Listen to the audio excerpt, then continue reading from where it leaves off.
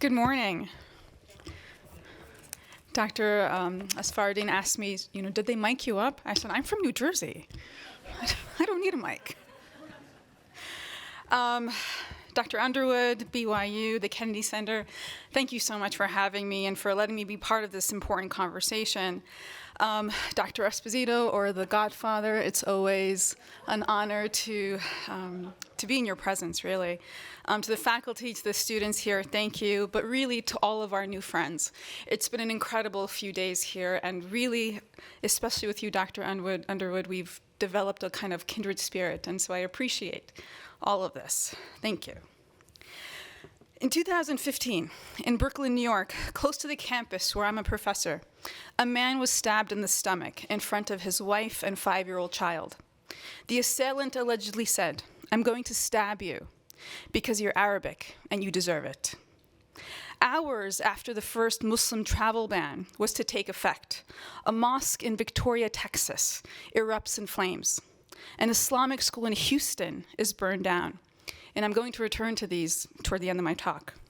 According to CNN, in 2015, there were 63 arson attacks on mosques, the highest number.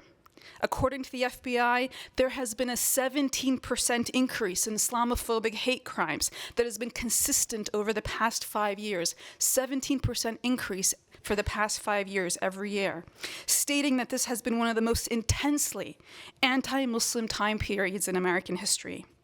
Now, attacks on mosques are often used as the measure of Islamophobia, but this is quite limited. It's beyond just the desecration of mosques and Muslim community spaces, but also the physical attack on Muslims and Muslim-looking men. Sikh men who wear turbans who are not Muslim have come under attack because it's assumed that they are Muslim. Muslim women who wear a headscarf tend to be attacked much more than men. The outward symbols of Islam, mosques, turbans, headscarves, are being attacked not for anything more other than the dehumanization of those individuals. Fear of Islam has become more and more prominent in everyday political discourse, especially in the past decade, from nationwide anti-Islam rallies, the controversies surrounding several mosque zonings, the illegal surveillance of Muslim student associations, attempts to pass anti-Sharia legislation in 24 states, and the vitriol that was coming out of the 2005 Republican primary questioning whether Muslims in office can be trusted. It seems that anti-Muslim sentiment is on the rise. According to Gallup, 48% of Muslim Americans, 48% of Muslim Americans say they have experienced racial or religious discrimination. And unfortunately, we've seen the end result of this with the execution-style murders of 3 young Muslims in North Carolina, the burning down of the mosques and the arson attacks on the Islamic schools, and when 2 people in Michigan were asked if they were Muslims and they responded in the affirmative, they were stabbed repeatedly. Not to mention the violent attacks on the 2 imams in New York City close to the campus where I teach. Political campaigns include statements that the U.S. is a Judeo-Christian nation, indicating that this Islam has no place here, that a Muslim president can't be trusted, that Muslims should not be included in cabinet positions, that mosques should be closed, that we need a Muslim registry. Essentially, people running for the highest office believe that America should exclude Muslims from the definition of what it means to be American. During President Obama's 2015 State of the Union address, when he stated that the United States is a nation that will not tolerate increasing anti-Semitism, the entire chamber stands up and erupts in applause, rightfully so. But in his next breath, when the president says that America is a country that will stand against rising anti-Muslim sentiment, the entire chamber was silent. Yet American Muslims heard this very loud and clear. Muslims don't belong, and our elected officials seem to agree. That is Islamophobia. Islamophobia, we've heard several definitions, essentially is defined as the unfounded, irrational fear or hostility towards Islam and Muslims that's perpetuated by negative stereotypes, resulting in bias and discrimination and marginalization, and the exclusion of Muslims from American social, political, and civic life. So yes, there is a political objective here, the marginalization of Muslims from civic and political and social life. Now, irrationality leads to the propagation of certain myths about Muslims that are unfounded. And it's these myths that concern us most, because they're not true.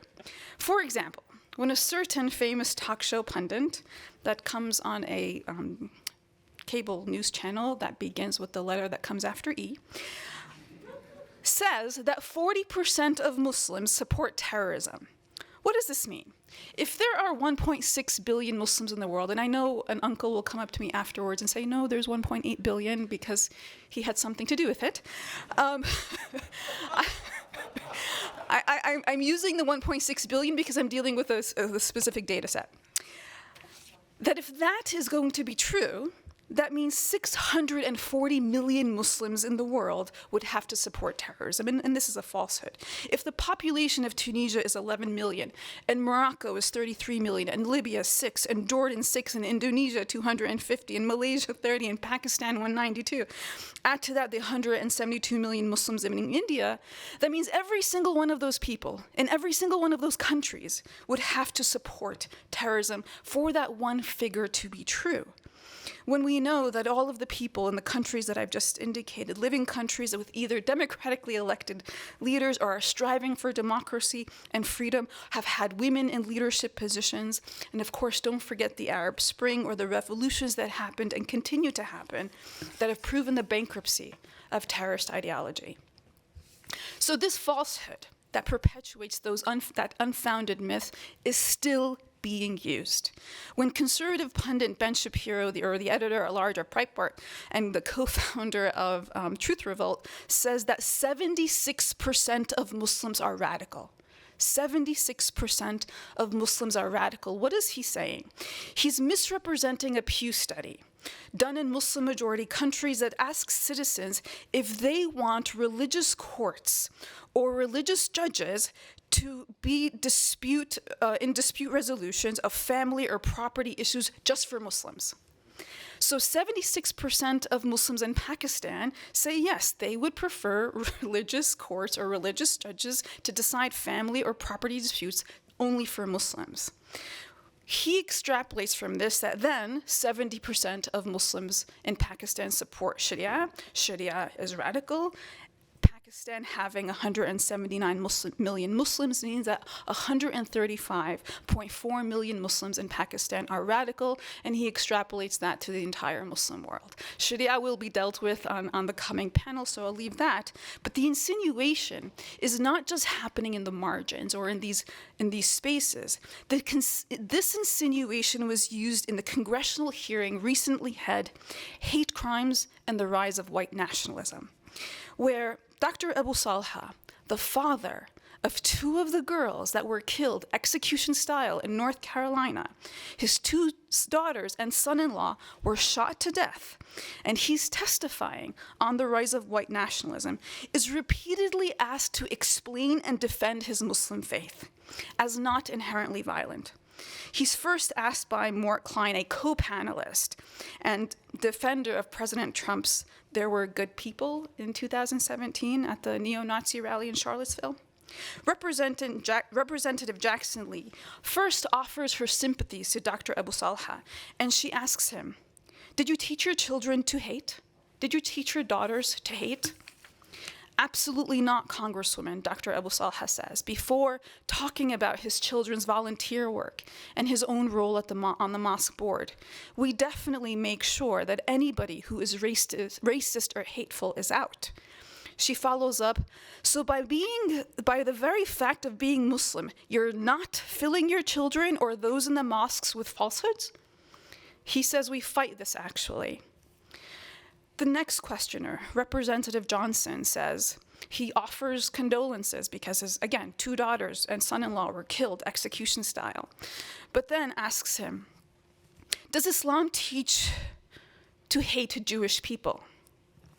Again, Dr. Abu Salha says, According to the Quran, it says killing any human being is akin to killing all of humanity, and reviving a soul is akin to reviving all of humanity.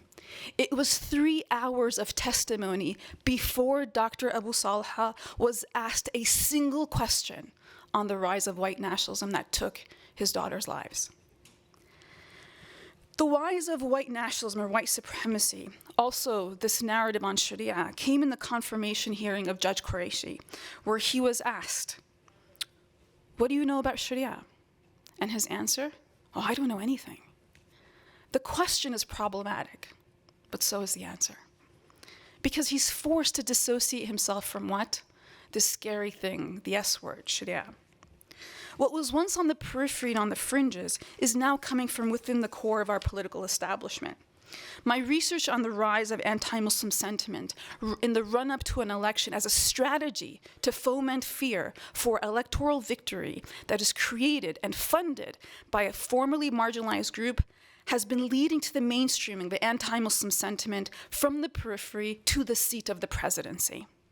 And this has long-lasting effects socially, creating the us versus them dichotomy, politically, paving the way for discriminatory policies, and in the terms of articulation of rights, cementing inequality. The gradual and extensive shifting of anti-Muslim rhetoric from the margins of American life to its political mainstreaming is the relationship, or the result of a relationship, between a tight network of anti-Muslim interest groups and a corresponding faction of willing politicians in need of grassroots exposure. Coupled with the mutually beneficial relationship with the conservative wing of the national media, anti-Muslim messaging is being amplified.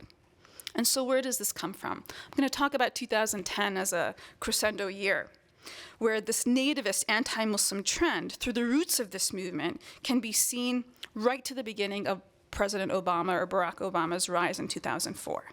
By 2008, what were once localized birtherism rumors on the internet were already being turned into national talk show-worthy topics of discussion, all of them representing the worst of this conspiratorial post-9/11 era paranoia.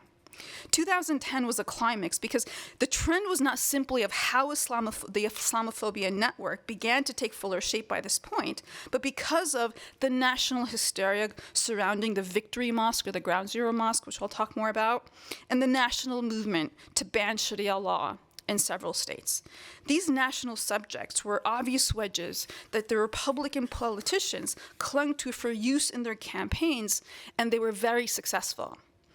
Beyond the electoral success that many derived from these episodes in American hysteria, the conclusion of my research finds that the main victim of such prejudicial political movement has been the tenor or the climate of politics in the United States today and its mainstreaming, particularly around elections and within the particular parts of the Republican Party.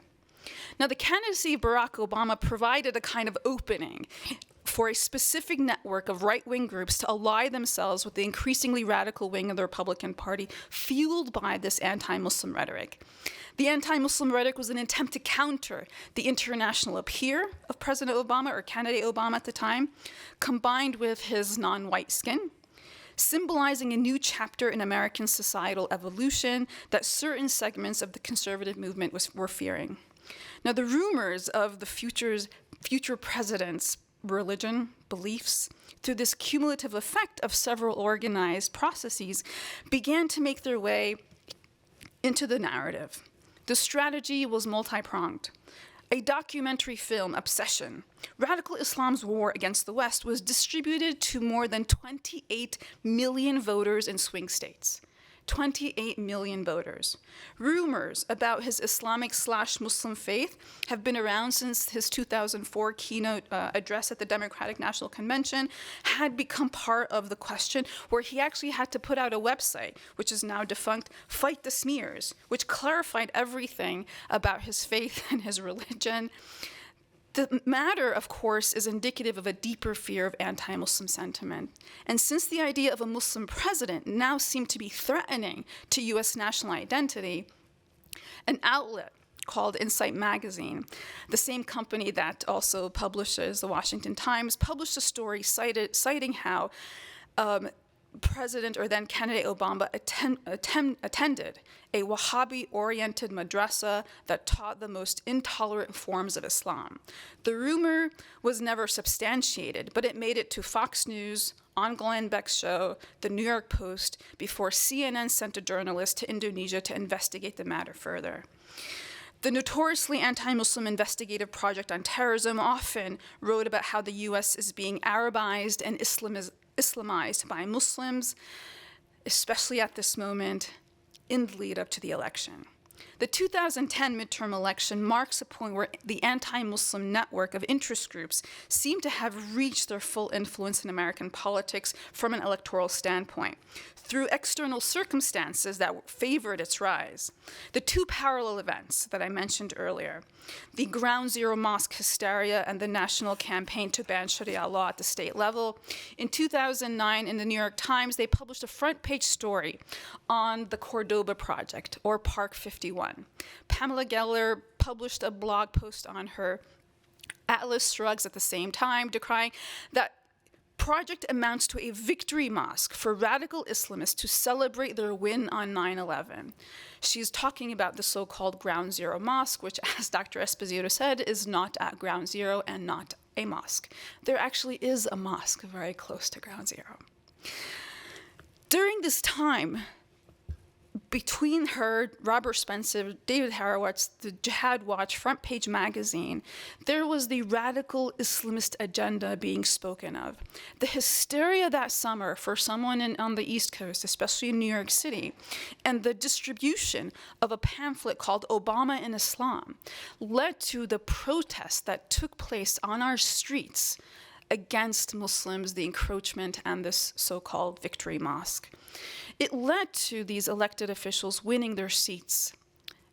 However, as soon as the election is over, the hysteria went away. It was never about the mosque. It was never about this cultural center. It was about getting into office on the backs of Muslims. Former Republican Majority Leader Newt Gingrich made Sharia law his project. There was, in November, same year, 2010, Oklahoma became the first state in the U.S. to pass a state-level constitutional amendment, State Question 755, banning Sharia law from being practiced in the state. Though the courts actually struck down the law later, it was the beginning of a nationwide movement that helped politicians present an anti-Muslim rhetoric to their base.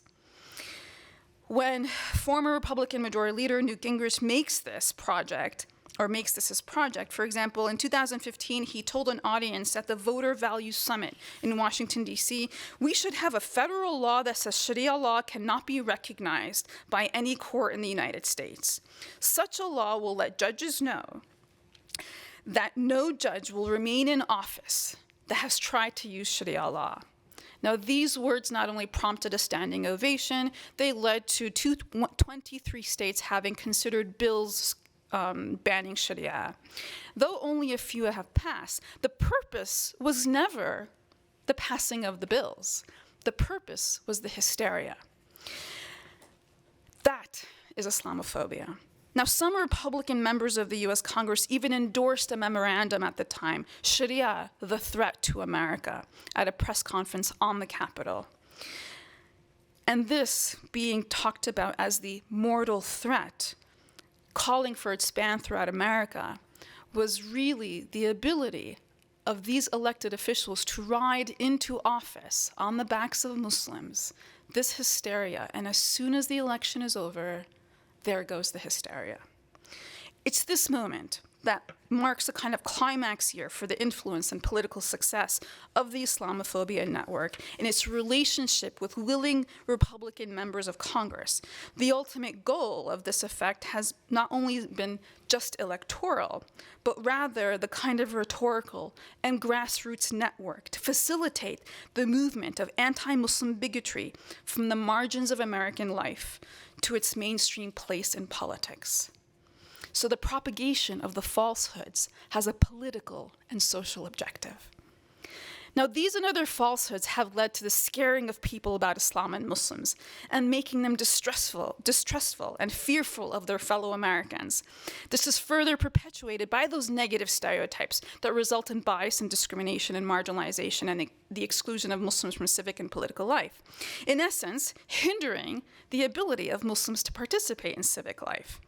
But this is antithetical to what it means to be American. Now, for Muslims, it's not a post-9/11 phenomenon. The notion of, well, what about the Muslims? They're not like us is not new. Washington Irving's biography of the Prophet was a bestseller in the early 1840s. Mark Twain's Innocents Abroad promoted stereotypes of Islam as an extreme religion. The Great World's Fairs all promoted stereotypes of the Middle East and Muslims. Silent movies such as Rudolph Valentino's The Sheik help promote the stereotype.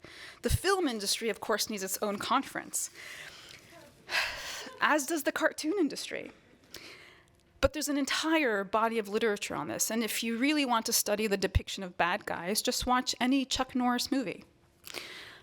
But as Dr. Esposito said towards the end, Muslims are everywhere. Over 20,000 physicians on the East Coast. They're driving your taxis, feeding you on the street, heading your banks, your hospitals, fixing your teeth, and paving your roads. Muslim Americans both died on 9/11 and helped erect the steel beam of One World Trade Center today. Muslim Americans have been part of the very fabric of this country since its start. In a 2007 book entitled Muslim Veterans of American Wars, lists the names of hundreds of Muslim American servicemen and women who fought in every war, going back to the American Revolutionary War. Yes, there were Muslims who fought in the American Revolutionary War, the War of 1812, the Civil War, World War I, World War II, Korea, Vietnam, the Gulf War, and even the War on Terror. As Americans, for America. Muslim scholars, 20% of whom were women, were among the slaves brought from Africa to help build this country while trying to preserve their Islamic identity that was under attack and deemed illegal. The acceptance of Islam and Muslims, the embrace of Muslims as active members of society was the norm. After all, it was President Grover Cleveland who appointed Alexander Russell Webb as the ambassador to the Philippines. Alexander Russell Webb, a Muslim, in the 1800s, that started the first mosque on Broadway in New York City, where he invited his friends, Oscar Wilde and Louisa May Alcott, and even President Cleveland himself to attend. And on a local note, he also served in the Rutherford, New Jersey Board of Education. When Benjamin Franklin helped establish the non-denominational religious meeting house in Philadelphia, he emphasized its non-sectarian nature by saying, even if the Mufti of Constantinople were to send a missionary to preach Mohammedanism, which is what they called Islam to us, he would find this pulpit at his service. Now, why is all of this relevant? It's because this is so antithetical to the fabric of our country. When President Obama was running, when he was candidate Obama, remember this question of, well, what if he's a closet Muslim? His father was a Muslim. It led to the question of, can a Muslim be president? Believe it or not, it wasn't the first time this question had been asked. On July 30th of 1788, William Lancaster, a delegate to the North Carolina Convention to ratify the Constitution, is projecting his fears for the future of the country. And he's saying, and I quote, "But let us remember, we are forming a government for millions not yet in existence. I have not the art of divination. In the course of 400 or 500 years, I don't know how it will work. This is most certain, that a papist might occupy that chair, that a Mohammedan might take it, and I see nothing against it." The chair he's referring to is the presidency of the United States. Could a Muslim be president? Lancaster, an anti-federalist, is predicting such a scenario in the certainty of Article 6 of the Constitution that if it were approved, the second clause would mandate that no religious litmus test would be required as a qualification to any office or public trust under the United States. And so when he's talking about this, he's actually referencing the issue of Muslims or Mohammedans in 8th century parlance, becoming central to the definition of American ideals and political and religious rights. Now, this is a unique moment in American constitutional history where Muslims are becoming symbolically embroiled in the definition of what it means to be an American citizen. And so in this very discussion on the American Constitution in the 1700s, we see again the definition of what it means to be an American citizen and the question of what about them. So this debate over the ratification of the Constitution in North Carolina of Muslims turns into a question of the potential of Muslims as American citizens, when at the time the most contemporary depictions of Islam were as political and theological threats. And so what emerges from this debate between the Federalists and the Anti-Federalists? That the debate also contained within it implication for Catholics and Jews who were compared at the moment to these heated exchanges to Muslims. So the result of this debate that took place over the ratification of the Constitution in North Carolina, that there was an agreement that there would be no religious litmus test. And it forced the Federalists to defend the future possibility of a Muslim president. Think about it. Why, in spite of everything that I'm talking about, do non-Muslims, do Americans come out and support Muslims and insist that we are Americans? Especially at that moment in the face of the anti-Islam rallies. The ideals that this country was founded on is that actually most Americans do hold dear. When Thomas Jefferson envisioned a country that was a safe space for people of all religions, a neutral religious ground for Christians and Jews and Mohammedans and Hindus and atheists, it wasn't meant to be exclusionary, but on the contrary, predicated on neutrality. Of course, we know based on Dr. Jackson's talk yesterday, might not have worked, but this is the core essence. But according to Gallup, 86% of Americans today see Islam in a negative light. And this is worse than it was 1 week after 9/11. And this is because those very American values are becoming increasingly undermined. Islamophobia has led to the return of an exclusionary identity, where Muslims are the threat, where they represent change. And the inclusion of Muslims would mean a redefinition of what it means to be American. And so this cannot happen. And this irrationality is the heart of Islamophobia. And it's toxic. And as strong as it is, it's not new. But it's always been inherently against American values.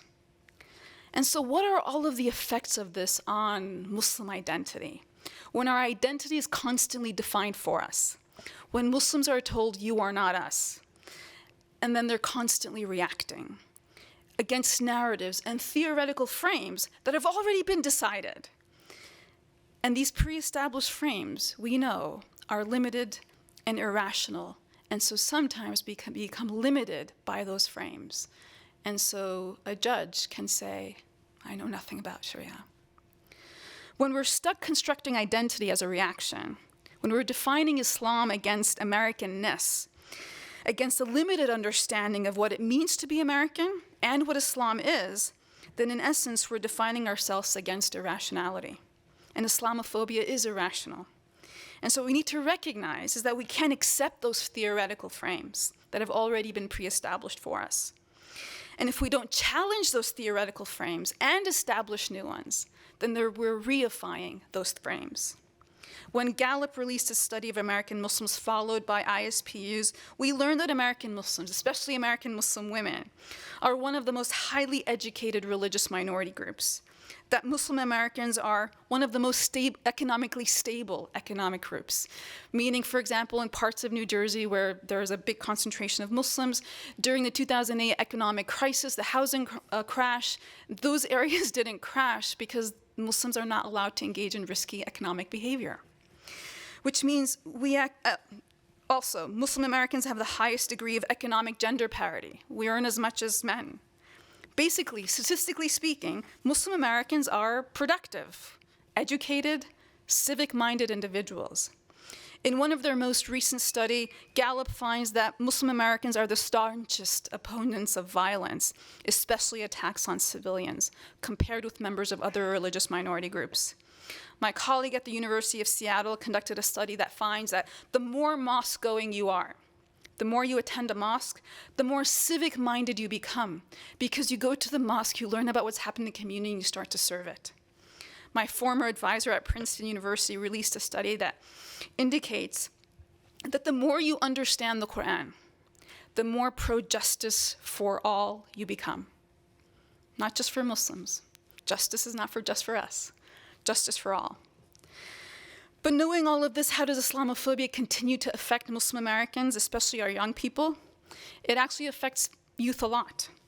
The average 18-year-old today in 2021 was born 2 years after 9/11, which means their entire formative years, everything, has been shaped by this post-9/11 world where Muslims are suspect or suspicious. Negative perceptions today, as I said, are worse than they were 1 week after 9/11, the birth of the Islamophobia industry, $50 million a year to tarnish the image of Islam in the West as anti-West, anti-women, anti-Semitic, anti-justice, angry, and anti-everything, is a business. What this also means for our youth is that they're increasingly seeing that their odds are stacked against them. It's crazy how second-generation American Muslims feel like they belong more than third and fourth-generation American Muslims. And this ultimately shapes how they identify, because when you feel like you don't belong and you're told that you don't belong, you might start to believe that you don't belong.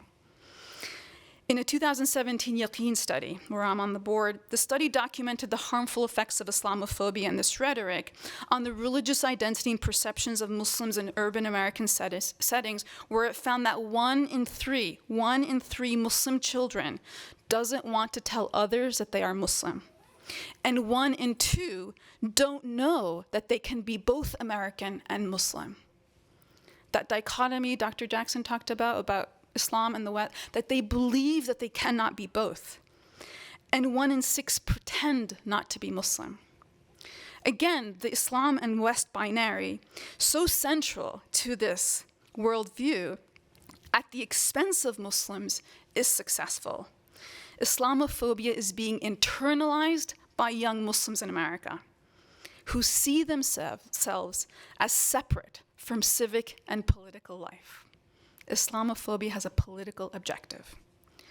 After former President Trump signed the first executive order, the Muslim ban, according to a Reuters Ipsos poll conducted not long after that, 48% of Americans surveyed said that they agree with the ban. And then a Rasmussen poll said 57% said that they agree with the Muslim ban. However, there are signs that, well, hopefully this is going to backfire at some point. In a 2017 Pew survey, Islam scores 48 on a large sample of size of Americans that indicate, where it used to be 40, that, well, maybe Muslims are not so scary. The Pew data published, almost half of respondents said that they have had someone reach out to express support for their religion within the past year, compared to 37% in 2011 and 32% in 2007. That maybe there's a level of allyship forming. If you remember, after the first Muslim ban, while we did have all those arson attacks, what did we also see at airports throughout the country? What did we see in airports in New York City? We saw people running to them to support their fellow Muslims coming from throughout the world. In a New York City airport, when it was time to pray and people started praying, we had our American neighbors applauding and protecting their prayer. And so all is not bleak. When the second Muslim ban was instituted and there wasn't the permissibility of protests in New York City, certain people protested anyway. The first 17 people to be arrested were 17 rabbis who said, "We know where this leads, not on our watch." And so what this means is that in our heart, Americans still believe in those American ideals.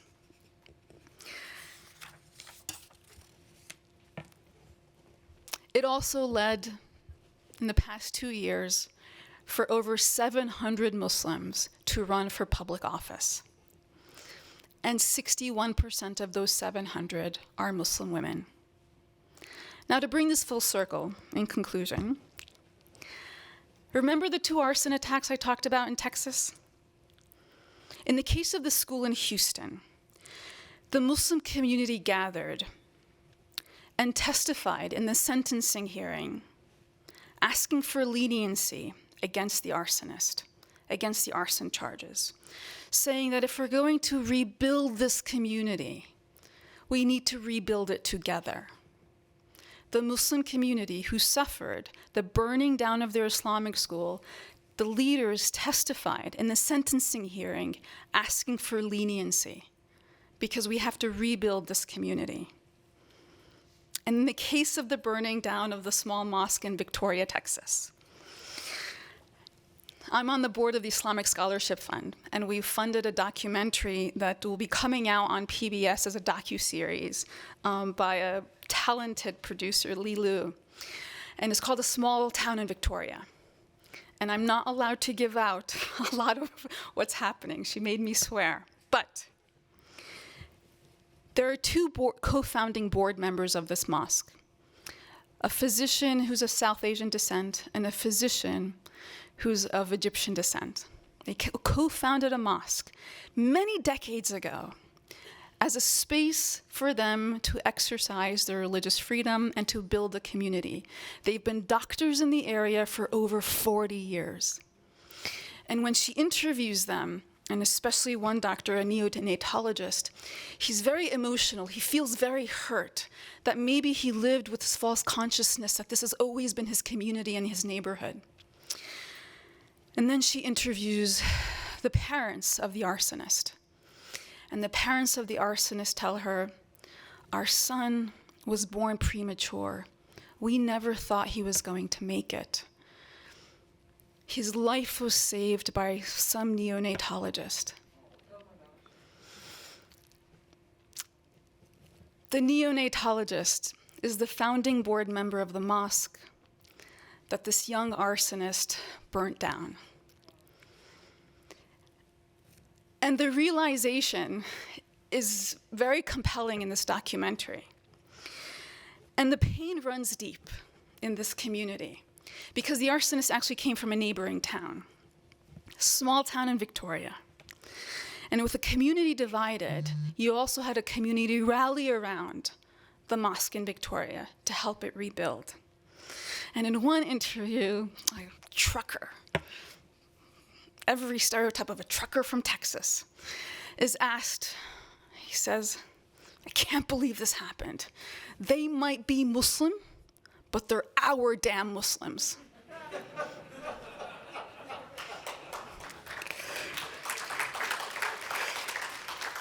And so although the pain runs deep, healing is possible.